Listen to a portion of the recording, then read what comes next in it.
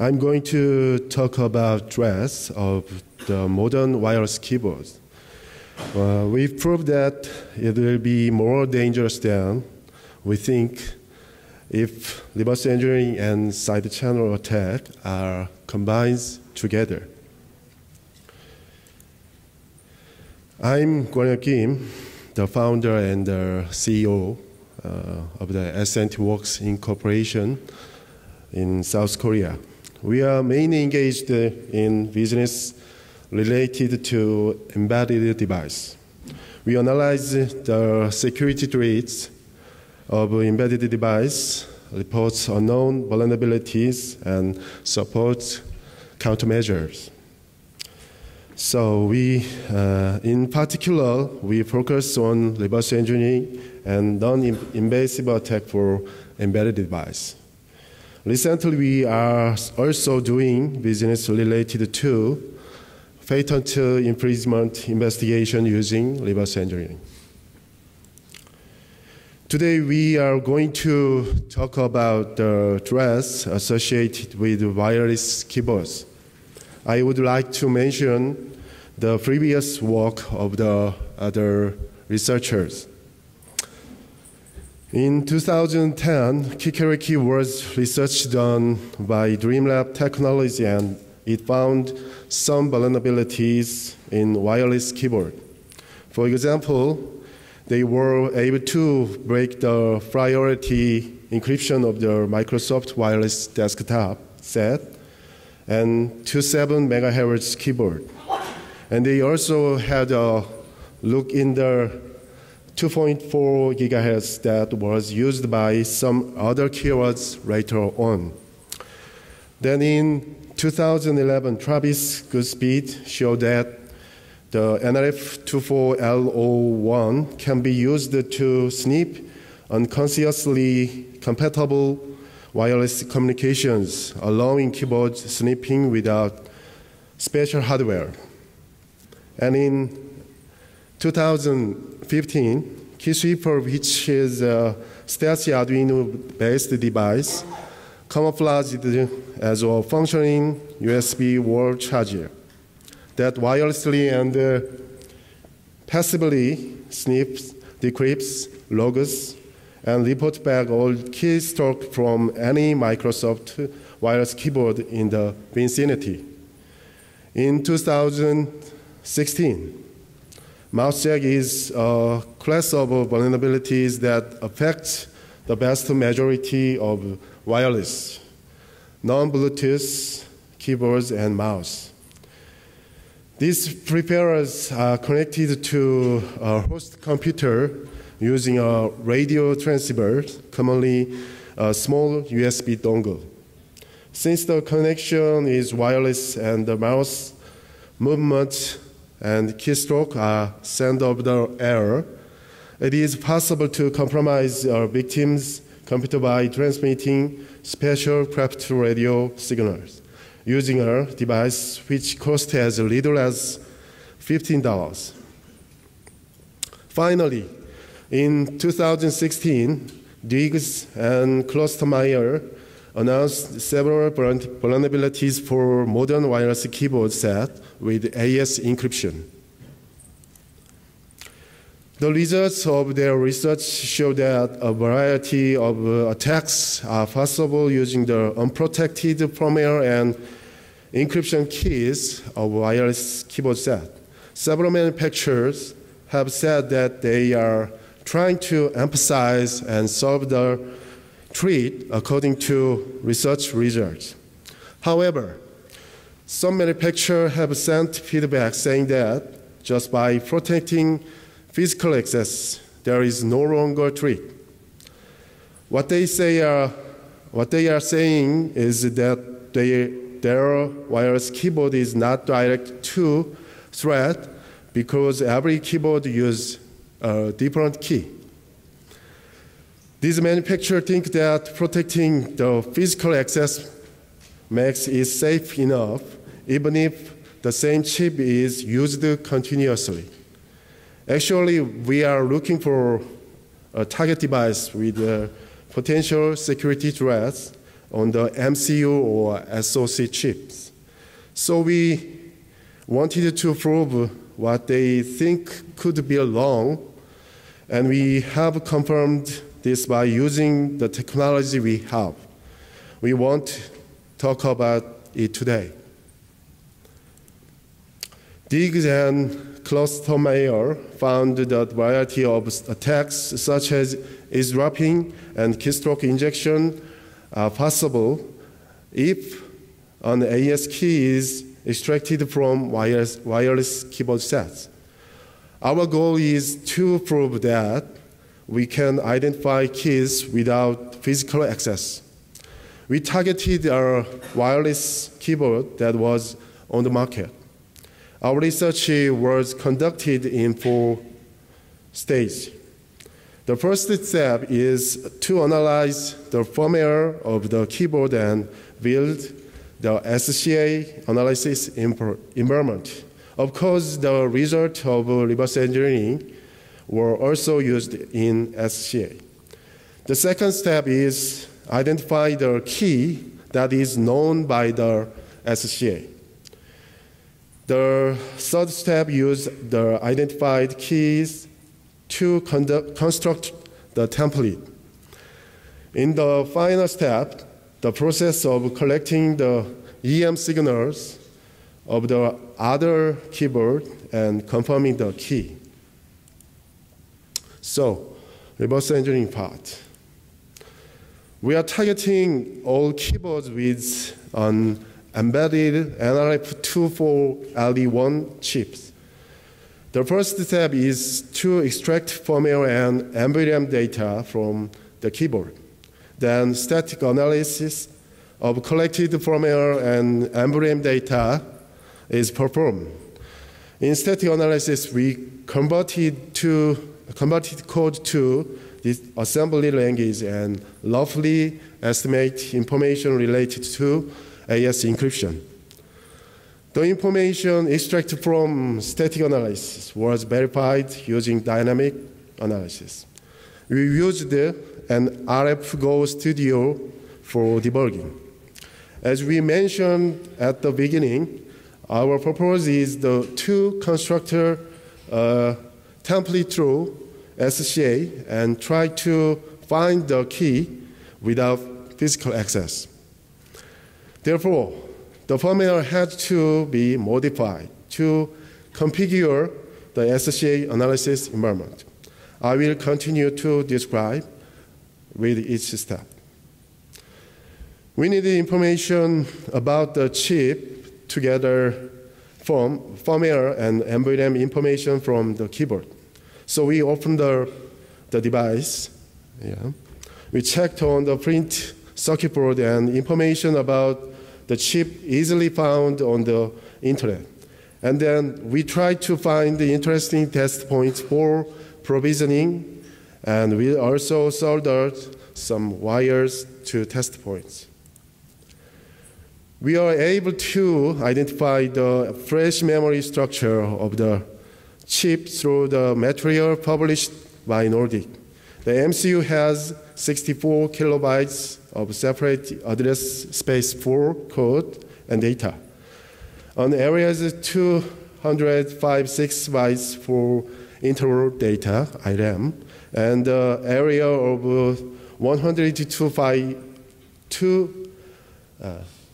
28 bytes for special function register. The NRF24LE1 memory blocks has a default setting of 16 kilobytes per memory. 1 kilobyte of the data memory SRAM, and 2 blocks on non-vulnerability data memory. MCU can read and write the memory, and under special circumstances, the MCU can also perform erase and write operation. For instance, when performing a firmware upgrade, the flash memory is configured and programmed through an external SPI interface. After programming read and write operation from the external interface can be disabled for code protection. However, the device we purchased on the market were readable via the SPI interface. This is the picture of the extracting firmware from the keyboard PCB. We collected firmware using the open source frame NRF Pro. This is a simple programmer. For the NRF24LE1 chip using the bus binary as the SPI device. Running the program but passing existing hex file as the parameter will make the programmer write the hex file to the device. If you pass in file name of the non-existing file, NRF Pro will attempt to read from chip into the file. We used IDA convert the extracted firmware files into assembly language. Yeah. This one. Yeah. The published SDK materials by Nordic helped with static analysis. As you see, the AES operation is implemented the same way as the published source. So we proceed smoothly with the static analysis. More information needed for SCA was identified and verified in dynamic analysis. Finding AES key, as you can see, among the data collected from the two keyboards, the firmware code is the same. But the remaining area are slightly different. This area stores the NVRAM data in the MCU. So we identified the address of the cryptographic code and the data that looks like an AES key in static analysis. Debugging codes. We used the NRF start kit for debugging. This kit is used in conjunction with the NRF Go start kit, enable users to perform evaluation, testing, prototyping, firmware development, and debugging on the NRF24LE1. We stored the extracted firmware on the same MCU chip and debugged AES encryption. This is because debugging pins for the target keyboard are not exposed. So we have identified all the information needed for the AES encryption. The result of the analysis are as follows. So the user's keystroke information is XORed with the session key. Encrypted data with the AES key transmitted. As Dig and Cluster Mayor found the research, if only the AES key is known, eavesdropping or keystroke injection attack are possible. So we focus on AES key. Now, we need to build an environment for SCA. In SCA, a large amount of signal must be collected during the cryptographic computation. To do this, we needed to modify the firmware. We modified the memory directly using debugging tool for convenience. That is, when the trigger is input, the cryptography operation can be repeatedly performed. So we tried several experiments to find the ideal trigger and delay timing. However, we had another difficulty in constructing the analysis environment. The actual keyboard's MCU could not modify. The flash memory as write protection was set. So we wrote the modified firmware to same MCU and replace the chip with MCU of the actual keyboard to build the analysis environment. Now, we colleagues, we will directly explain the process of applying the key validation method without physical access.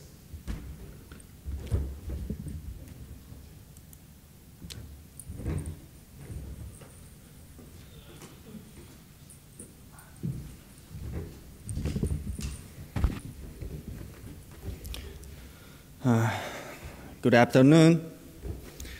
I'm Taehyun Kim, the senior researcher of SNTWorks company.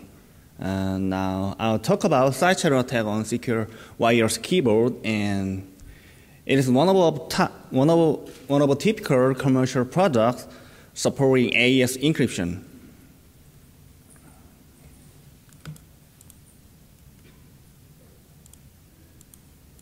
First of all, let's think about difference between theoretical and practical aspects for the side channel attacks. Side channel attacks can cover all types attack model: white box, gray box, and black box attack model. In theory, we generally suppose the white box attack model because we can control and know all information of target device. The first step for side channel attack is to review the specification documents or a target IC chip. Then we can understand user interface, control register, and some parameters and so on. So we can use them to control all security functionalities. As a result, we can insert an ideal trigger signal and a delay. So we can collect good side channel signals. It is an ideal setup for side channel attacks. However, in the real world, we have to consider a black box model. In this case, we can't control and know most information for a target device. We only get some information from official specification documents or internet search. Sometimes it is even unavailable because we don't know software and hardware design and architecture and implementation details. It is very difficult to set parameters for triggering timing and reach model and alignment. For this reason, the number of traces and the size of traces will become bigger. The acquisition time and attack time also increasing. Ultimately, the probability of a successful attack will be lower. There are many unknown factors to build the measurement setup in the black box model, so it's more difficult than the theoretical case. However, as mentioned before, we were able to build a good measurement setup by reverse engineering of the firmware. Our measurement setup for side channel attack mainly consists of 5 elements. First, Microsoft wireless keyboard. That's our target keyboard, and that supports AES encryption with 128-bit key. To capture analog EM signals, we use near-field probe. And to amplify small EM signals, we use the preamplifier. And digital oscilloscope is Rickroi model WaveRunner 640GI. We used customized software to control oscilloscope and to handle the communication between PC and the target keyboard.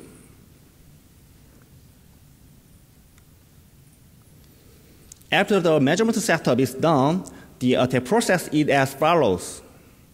First, repeatedly measure and correct EM traces. After that, we aligned the traces in time samples to synchronize around the point of attack. The alignment is crucial for side channel attack. Properly aligned traces increase the success rate. Then, to identify the beginning and the end of AES, we compute Pearson correlation coefficient between EM traces and input and output. After that, we can provide 10 rounds of AES and its round function, such as salvage, shift row, miscolumn, and add round key. Then, we can recover secret information by CPA. And using the recovered key, we built the templates to recover another keyboard key. Finally, we mount a template attack on another keyboard. Pearson correlation coefficient is a measure of the linear correlation between two variables, T and P.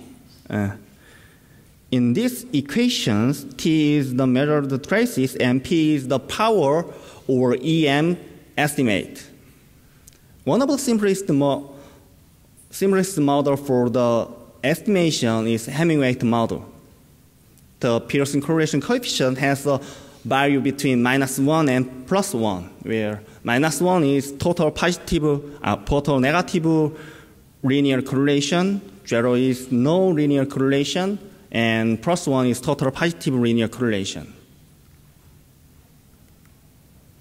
First, to confirm the time location for loading and saving plain text and ciphertext, we computed correlation coefficient with input and output. This figure shows the Pearson correlation coefficients for 16 bytes input. So we can identify the beginning of the AES and separate 10 rounds and each round function. In this experiment, we consider the Hemingway model and use the 100,000 traces. One trace has 1 million sample points. I briefly explain AES, which is our target algorithm. AES has a block size of 128 bits and 3 different key ranks, 128 and 192 and 256 bits. The key schedule produced the needed round keys from the initial key. Each round consists of salvage, shift row, mix column, and add round key. Before the first round, initial round key must be added, and mix column is omitted in the last round. So our aim is to estimate the output of the S box of the first round by guessing the initial round key. We can compile the EM trace by the visual inspection. As you can see, clearly separate 10 rounds, and we can find input and output operation, loading operation.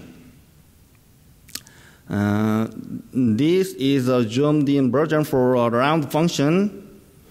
We can distinguish each operation that composes a round function.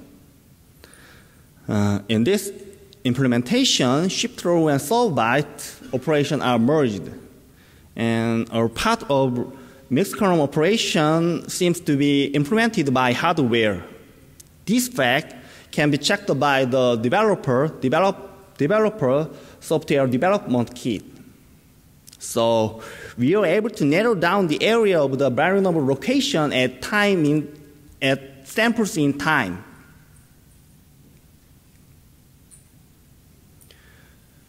After profiling the AES, we are trying to recover the 128-bit AES key.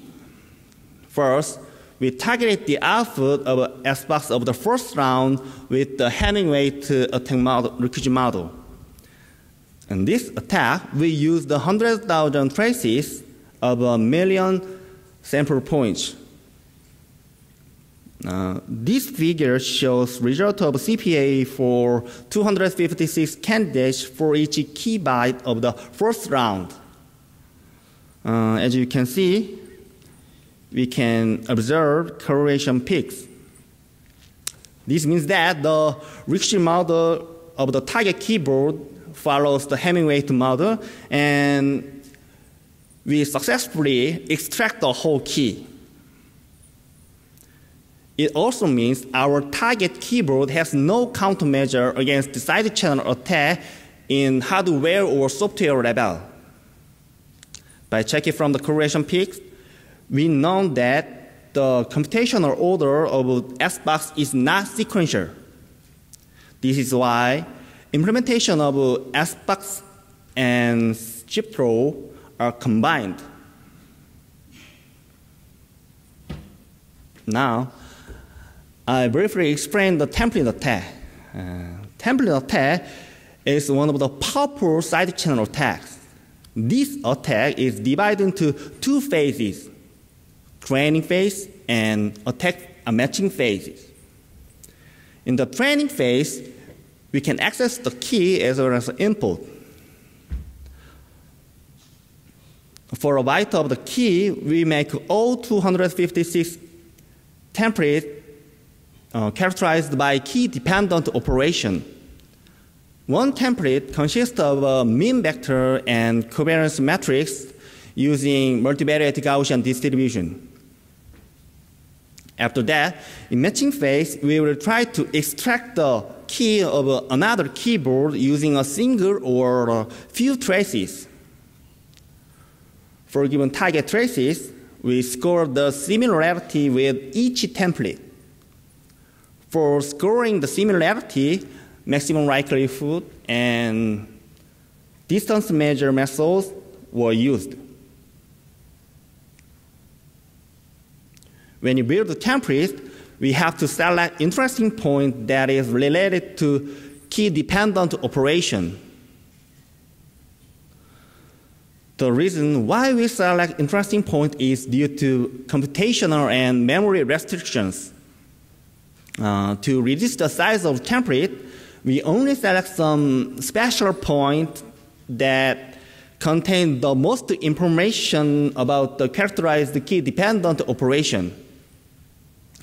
There are various POI selection methods, and in our attack, we used SOST and PCA method, show the best performance.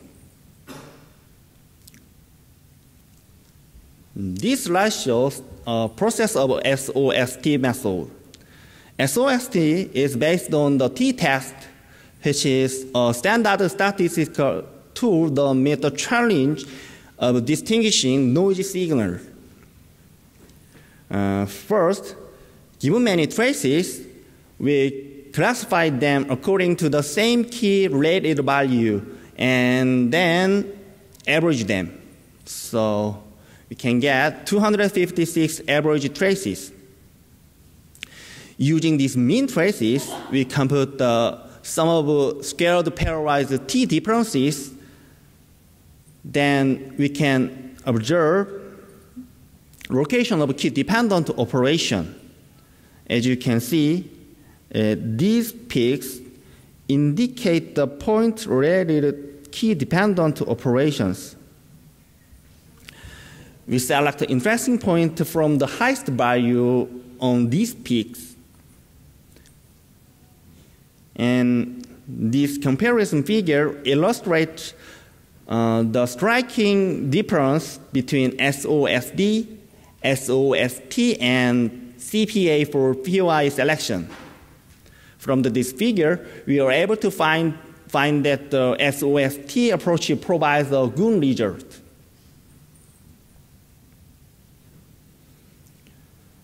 To build the templates for the byte of the AES key, we made 256 templates and used 100,000 traces for each template.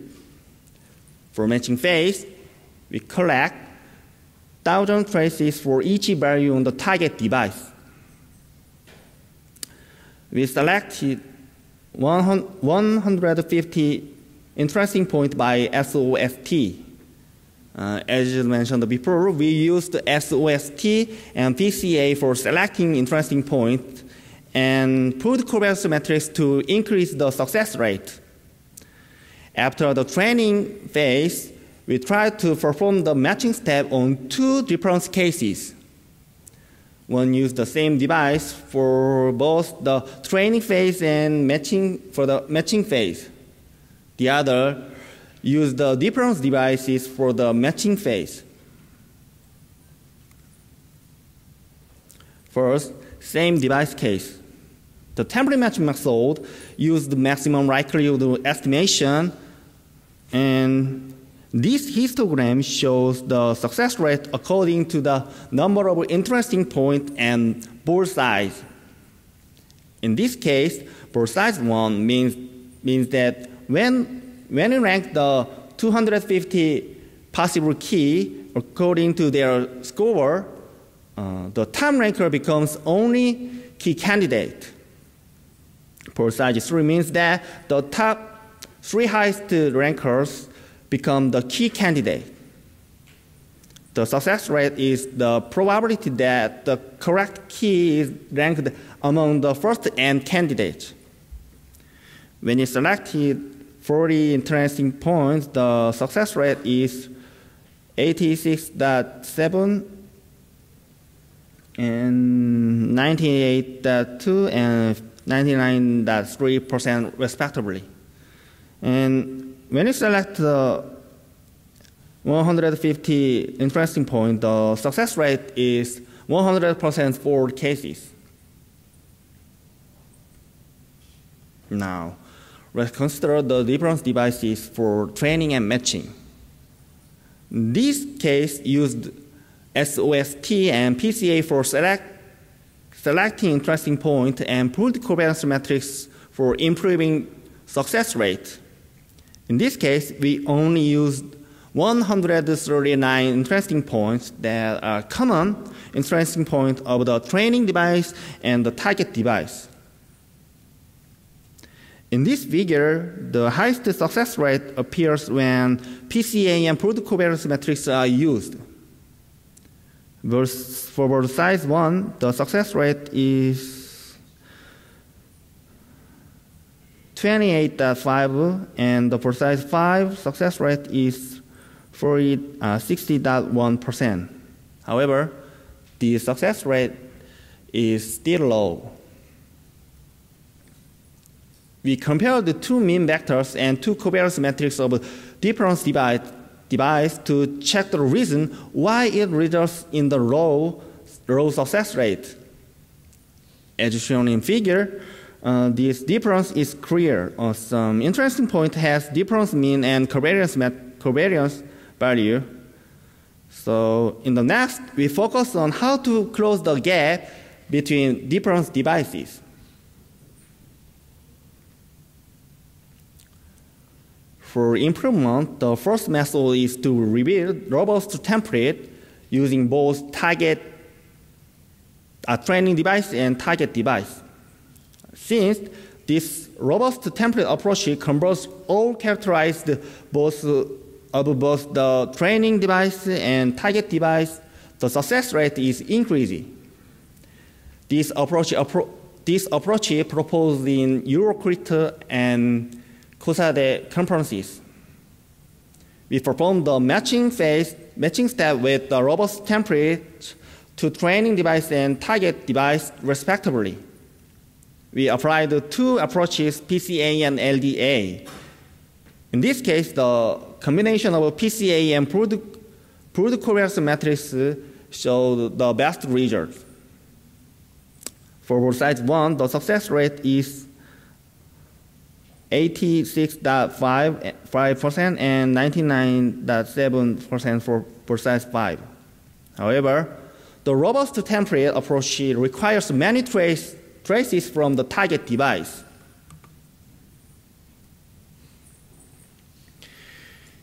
In a practical attack environment, an attacker may not be able to collect a large number of traces from the target device.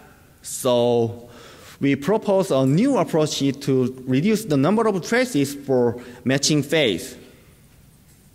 It requires the number of traces much less than robust approach. To close the gap of training traces and target traces, we adjust the difference between mean vector of two devices by so-called correction vector. The correction vector is defined by the ratio of the mean vector of the target traces and template traces.